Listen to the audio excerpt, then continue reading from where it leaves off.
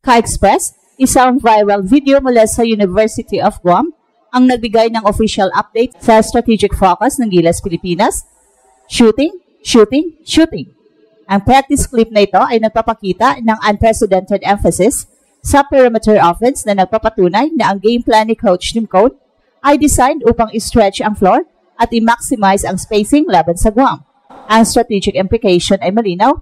Kailangan ng Gilas ang firepower sa labas upang i-force ang Guam defense na lumabas ng paint. Ang pinakamalaking surprise at player pool updates ay ang pagtutok sa 3-point shooting ng mga big men. Sa viral video, makikita sina Chapit Aguilar, Junmar Fajardo, Quentin Malura Brown at AJ Edo na consistent na nagpa-practice ng kanilang long-range jumpers. Ito ay isang direct tactical response sa video viewing at advanced scouting ng Guam na inaasahang maglalaro ng pack-in defense upang limitahan ang drives ni Scottie Thompson at Chris Newsome. Sa triangle system ni Coach Tim, ang ability ng big men na tumira ay essential para i-open ang lane at magbigay ng pass and cut opportunities. Ang hype sa viral video ay nagpapakita ng willingness ng mga veteran at young bigs na i-adapt ang kanilang game para sa modern international basketball. Si Junmar Fajardo, na kilala sa post-game, ay nag-work sa corner 3. Sina AJ Edo at QMB naman, na kilala sa defense, ay nag-develop ng consistent perimeter shot upang maging two-way threat. Ang tournament overview ay nagpapatunay na ang success ng Gilas ay nakasalalay sa versatility at discipline na ma-execute ang sistema. Ang aggressive offense focus na ito ay critical upang i-secure ang panalo kontra Guam. Sa huli, ang professionalism at dedication ng roster na matutunan ang new shooting skills ay nagpapatibay sa long-term vision at core philosophy ng programa. Ang foundation ng future success, kahit wala sa current window, ay nakasentro kay Kai at ang ultimate goal ay makita ang isang modern, world-space Gilas na kayang makipagsabayan sa buong mundo. Ang viral video mula sa University of Guam ay hindi lamang isang practice update.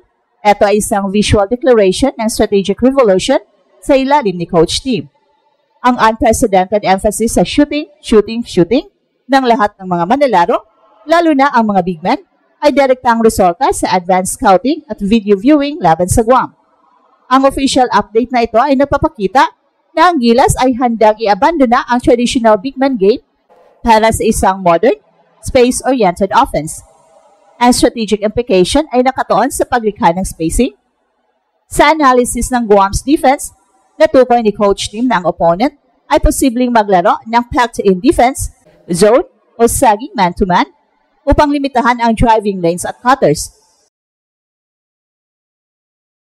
At ang tanging paraan upang i-punish ang ganitong scheme ay ang magkaroon ng threat sa lahat ng 5 spots sa perimeter. So dito pumapasok ang necessity na ang mga frontcourt players ay maging consistent 3-point shooters. Ang player pool updates ay nagpapakita ng commitment sa versatility.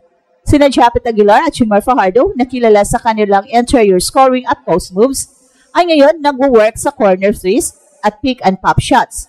Ang kanilang willingness na i-adapt ang kanilang game ay critical para sa success ng triangle system ni Coach Tim. Kapag ang defenders, ni Junmar Fajardo at Chapit Aguilar ay napilitang lumabas ng paint, agad na magbubukas ang lane para kina Scottie Thompson, Chris Newsome at Kevin Kiambao. Ang practice clip na ito ay napapakita na ang Gilas ay nagsasanay na hindi lang mag-shoot, kundi maglaro ng intelligent perimeter basketball. Ang tournament overview ay nagpapatunay na ang shooting revolution na ito ay essential para manalo hindi lang sa Guam, kundi sa rest of Asia.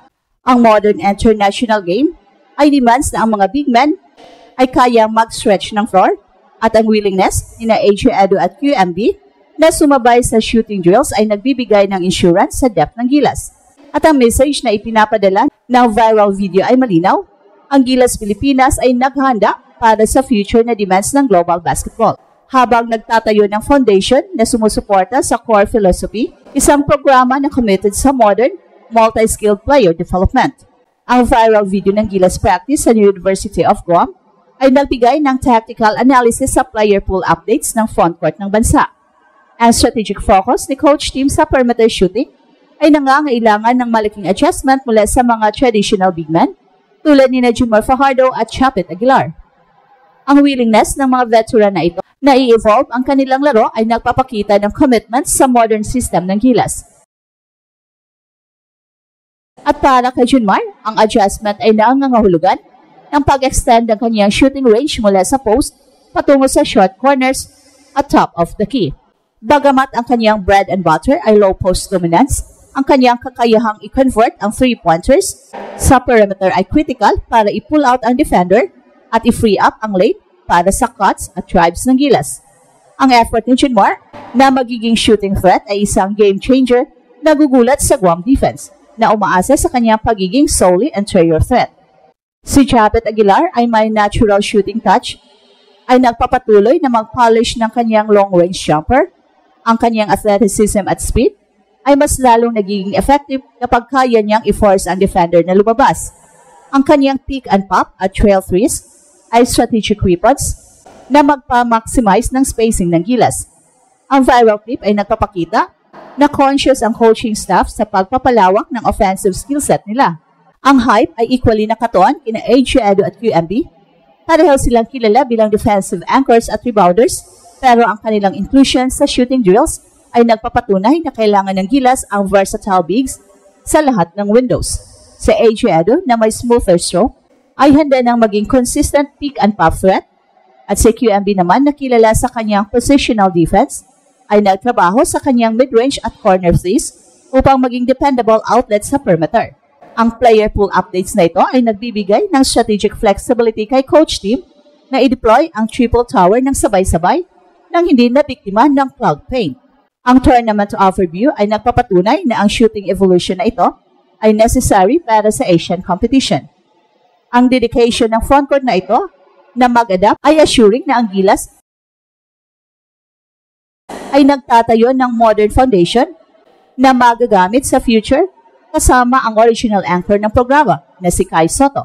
Ang strategic shift ng Gilas sa shooting at perimeter play ay nagtatapos sa isang clear mandate, kailangan ng dominance kontra Guam, at ang viral video ng big man na sina Junmar Fajardo, Japet Aguilar, AJ Edo at QMB na nagtrabaho sa 3-pointers ay nagpapakita ng team-wide commitment na i-maximize ang spacing at i-execute ang triangle offense ni coach team, at ang adaptability ng mga veteran at young bigs ang magiging decisive factor para sa pack defense ng kalaban.